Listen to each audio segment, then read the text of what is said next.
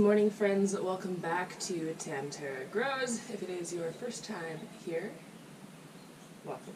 My name is Melanie, and we are in what I have come to lovingly refer to as the throes of spring.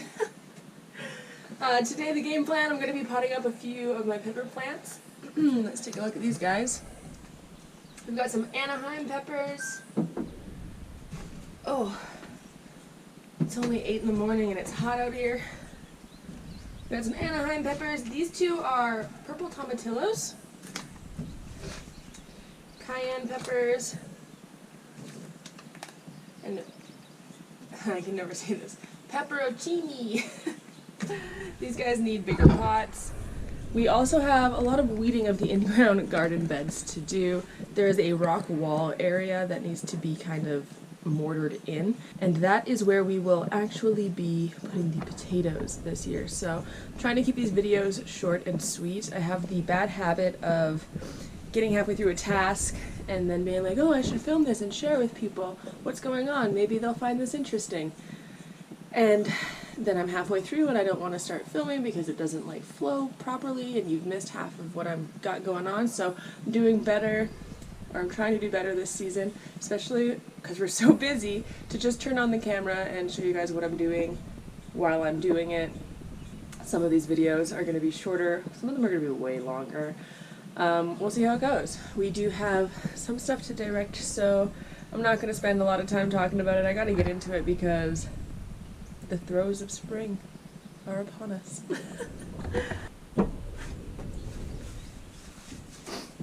If you guys saw in my other video, definitely this greenhouse has been repurposed and repurposed, so it's a little all over the place. I've got animal feed in here, I've got canning jars. Definitely not what I would say is like the most efficient use of space, but it's what I've got. Roofs are hot commodities in the springtime and in the wintertime, obviously. A roof that keeps stuff dry is very important. 4 Anaheim peppers, 2 cayenne peppers. I'm not sure what size these white pots are, but I've been using them like crazy for things like my tomato plants. Obviously I'm going to be using them here for my pepper plants, tomatillos, because those are the things I actually have to keep protected the longest. We live in the mountains, and our last frost date is quite a bit later than people who live in the valley. I have to go get soil. Next season when I go to try and reuse these pots, I'm going to regret sharpieing directly on them, but here we are. I was having a conversation with a girlfriend of mine who also gardens, but gardens down lower in the valley, and we were discussing how much this hot weather in the spring has been mentally throwing us off. Apparently I can't spell and talk, so this season is especially tricky in comparison to last season. While after gardening for a few years, you kind of stop assuming that the months are going to give you predictable weather. No 2 springs are the same. I've gotten a bit more used to the unpredictability of all of that. However, I will say, compared to last year, which was a notoriously wet spring, this year has thrown me off. And I don't mean the garden or the plants are unhappy. They're doing great. My garlic is growing huge. My root vegetables that I direct sowed, they're already starting to come up. I've got arugula coming up. Perennials seem happy and all have come up and overwintered. The blueberry bushes have started to put on their green leaves. The plants are doing fine. It's just me because I feel behind now. The weather outside is so nice, but according to the calendar, I have about 2.5 weeks until my last frost date. That is why I always end up potting up my peppers and my tomato plants, and why I'm a big fan of these white, like this size. It's a bit bigger than a red Solo cup. It's a red Solo cup for comparison. But I've been really loving planting and potting up into these white containers because I can Sharpie on them, but also because they just are a good size to see my starts through from this phase to about 4 weeks from now, when I feel confident that the weather is stable enough in the evenings that I can plant them out.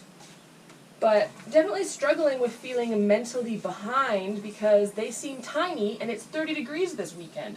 So it feels outside like it's June, end of June, when in reality it's still like the beginning of May. It's just very disorienting. Oh, I really can't spell and talk at the same time.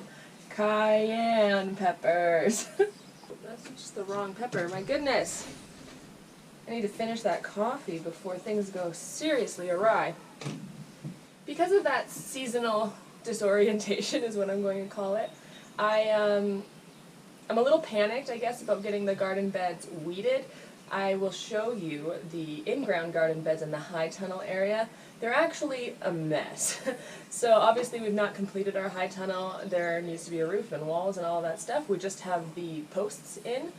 But we had a mad scramble last fall, and the frost came early. We had so many tomato and pepper plants planted in there, so we ended up kind of jimmy-rigging a plastic covering on that high tunnel, and it worked great, but the snow then came. We didn't take anything down kind of properly, and there's just a lot of extra wood and framework and plastic and construction material down there, not to mention the weeds themselves, so that's a big to-do project. Thankfully, the irrigation for the high tunnel I did get done last year, and I will give myself credit, this season I have managed to get some larger things checked off the to-do list, like irrigating the salad gardens. I will link above in the cards to the video where I talk to you guys about that, as well as getting the the garden shed turned into some sort of animal brooding. I think another reason why I'm feeling so under the wire is because I'm doing a lot more animals. And by a lot more, I just mean I'm getting quail. But I tend to take animal husbandry extremely seriously and put a lot of pressure on myself. Which in and of itself isn't a bad thing, but as I previously shared with you guys in my kind of chicken recap video where I showed you our chicken tractor build, talked to you about some of our big chicken mistakes, there is such a thing as information overload. So I'm really trying to make sure that I get the basics correct, and then I start small and go slow so that I'm not stuck in a situation where I'm having to mitigate problems that I could have avoided. Last year was the first year that I endeavored to really grow peppers of any kind. That's not true. I've done one type of bell pepper before, a True North. Yeah, True North bell pepper, which is a notoriously hardy bell pepper for cooler climates. We only have 120 roughly frost-free days, and like I mentioned, we are high in the mountains, so frost comes quick and fast here. And usually pretty hard. Like, we very rarely get like a gentle frost. It's like, winter. So peppers are a hit and miss thing. With the high tunnel, I've been able to get some hot peppers, so that's exciting. I do, however, plant them in pots because then I can move them around. I can even keep them in the greenhouse. They are not a big harvest crop for us, so they don't get in-ground garden space. I can get tomatoes off of Determinant and my very fast-producing tomato varieties that I've hunted for, but to rely on a pepper plant and give it like prime real estate in the garden just doesn't really make sense when I know that they're not going to be prolific enough to make the food harvest worth wasting the garden space.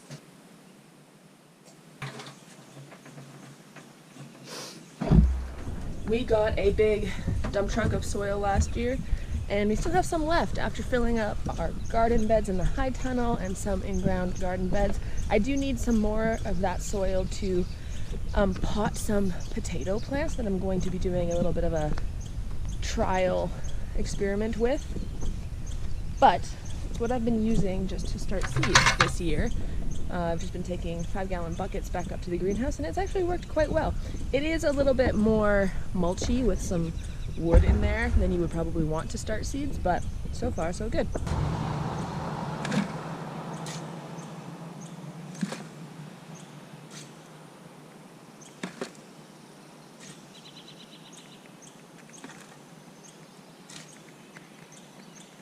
That has been another pivot for me this year. I have been trying to kind of streamline the garden process. This has been a very different year than normal. Normally, and I can link and show you the playlists where I have extensive planning going on. Garden layouts, timelines, keeping track of when I plant what for future reference. Like, I went hard on the recording side of things, which I will not dismiss or take away the value of. However, I got really burnt out doing that because it felt like I was creating a lot of to-dos. Like, I've got to update the calendar, I've got to create the next calendar, what's my watering schedule? And I had gotten all of that in place thinking it was going to make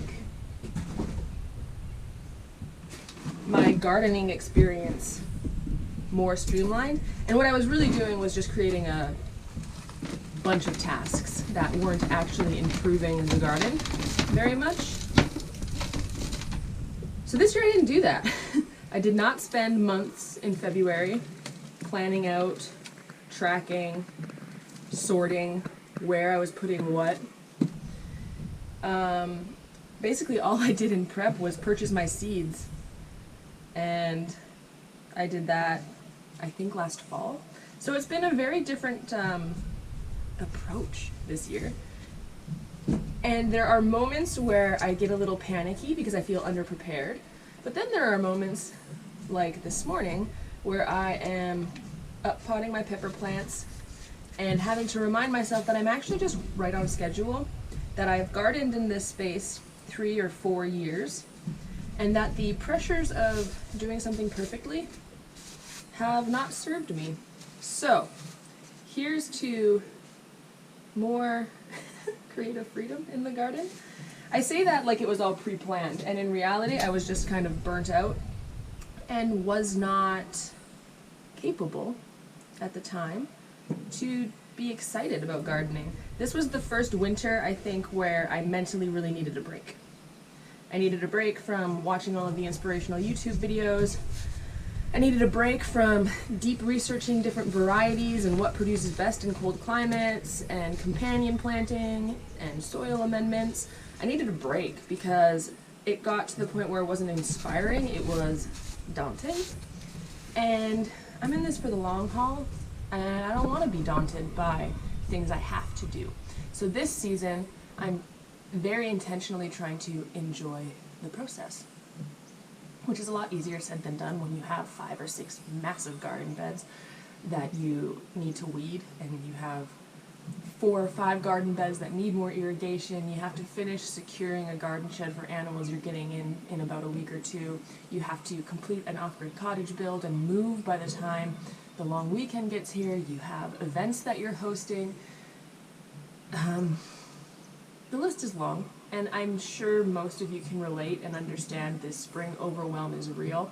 On top of feeling behind because it's been such a warm and gorgeous springtime, there's like a lot of head game that goes into spring and gardening, which I don't think people talk about very much. Or at least I've not talked about very much, but it's a real mental process, managing your own emotions, your own expectations, your own time. That's a skill. And if you're a gardener out there doing springtime, I just want to encourage you and say that you're probably doing way better than you think you're doing. Is most of your stuff alive? Check, you're doing great. Are you alive? Check, you're doing great. Are the animals you care for alive, and are their needs met? Perfect, you're doing great. Do you have children? Are they alive? You're doing great. I'm really focused on taking away some of that pressure this year, and so far I feel like it's working really good. I've gotten some big tickies done off of my to-do list, and I'm still alive. So, cheers to that.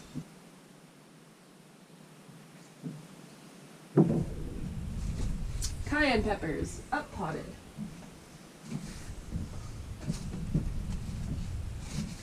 To the tomatillos. Alright, peppers are planted, up-potted, planted, you know what I mean. They look good. This one I actually double planted because it turns out there's another little sprout coming in there. We'll see what it does. Happy to get that done. I just have to water all of the other starts that are in the greenhouse right now. Unfortunately, we actually had a chipmunk, I'm assuming it's a chipmunk, come in here and dig up a fair few of these. So I replanted them, so some of these cells have like 7 plants growing out of them because I wasn't sure, so I tossed some more seeds in there. It's the way she blows.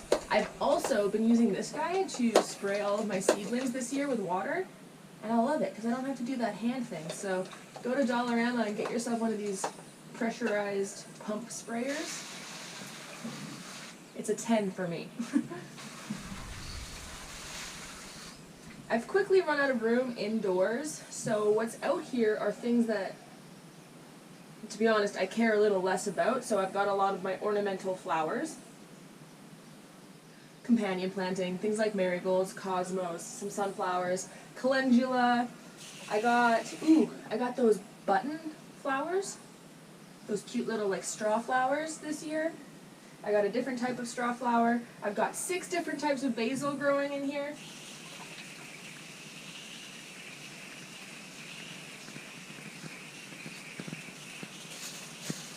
A bunch of sunflowers. Did I mention sunflowers? I have a problem. I've got some more perennials that I wanted more of. I've got bergamot, black-eyed Susans coming up. I've got a lot of black-eyed Susans, butterfly bush. I've had a hard time getting butterfly bush to overwinter. I have started it for the last 4 seasons. One of them came up for 2 seasons. This last season it didn't survive. So I'm starting extra. I'm actually starting to run low on those seeds, so this year better be a good butterfly bush year or I might have to call her quits.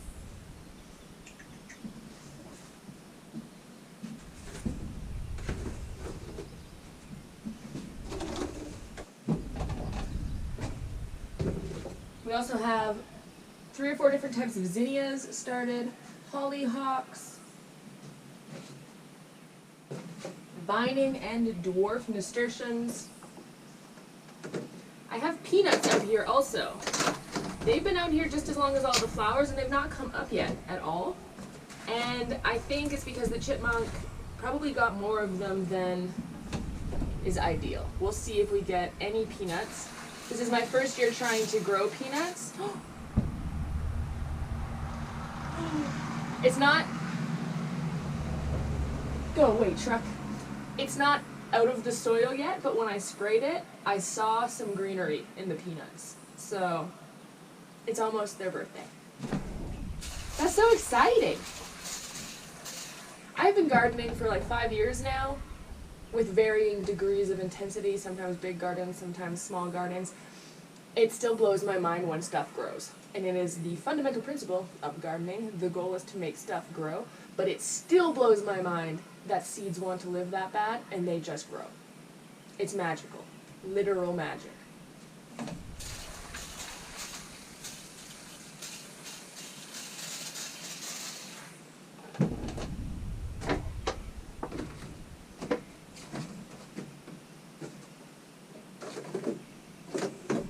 What I think I'm going to do today is actually go into the basement where I have my grow set up and take one of the grow lights from there, bring it out here, and bring out all of my cannabis plants because they're taking up a lot of room.